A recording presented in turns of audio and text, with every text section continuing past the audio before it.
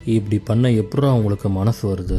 ஒரு மிகப்பெரிய டீஃபாரஸ்டேஷன் தான் இப்ப தெலுங்கானால நடந்துட்டு இருக்கு.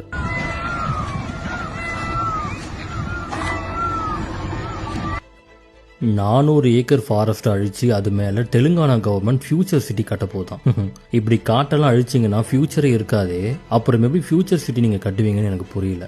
சீரியஸாவே நான் கேட்குறேன், அந்த காட்டில் மொத்தம் 233 பறவை இனங்கள் அங்கே இருக்கு.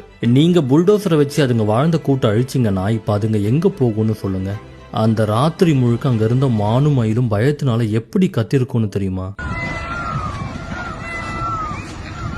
இது எதுவுமே உங்க காதுல விழலையா? இல்ல நான் கேட்கறேன், அப்படி காட்டை அழிச்சு மிருகங்களை துரத்தி தான் நீங்க ஃபியூச்சர் சிட்டி கட்டணுமா? அப்போ அங்க இருந்த மிருகங்களுக்கு புது இடத்தை யார் தரப்போறா? அங்க இருக்கிற மிருகங்களும் பறவைகளும் எங்க தான் போகும்? ஃபாரஸ்ட் டிபார்ட்மெண்ட் வந்து கூப்பிட்டு போவாங்களா? இல்ல இந்த வீடியோ பாக்குற மக்களுக்கு அதுகளோட கஷ்டம் தான் புரிஞ்சிடுமா? ரிசர்ச் படி பார்த்தா இந்த காடு மட்டும் இல்லைன்னா சுத்தி இருக்கிற இடம் 4 டிகிரி அளவுக்கு டெம்பரேச்சர் ரைஸ் ஆகும். நல்லா தெரிஞ்சுதான் இதை அவங்க பண்றாங்களான்னு எனக்கு புரியல. பாவம் அந்த யூனிவர்சிட்டி பசங்க வேற தனியா இதை போராடிட்டு இருக்காங்க. சாரி தம்பிங்களா, நாங்க வெறும் வேடிக்கை மட்டும் தான் பார்ப்போம். அதுக்கு வாழ்ந்துட்டு இருந்த இடத்த விட்டு கட்டாயப்படுத்தி துரத்தி விட்டா அதுங்க எங்க போகும்? ரோட்டுக்கு வரும், அங்க மக்கள் வாழ்ற இடத்துக்கு வரும். அப்புறமா என்ன நடக்கும்? அதுங்க இருந்த இடம் தெரியாம அழிஞ்சு போயிடும், நாடும் நாசமா போகும்.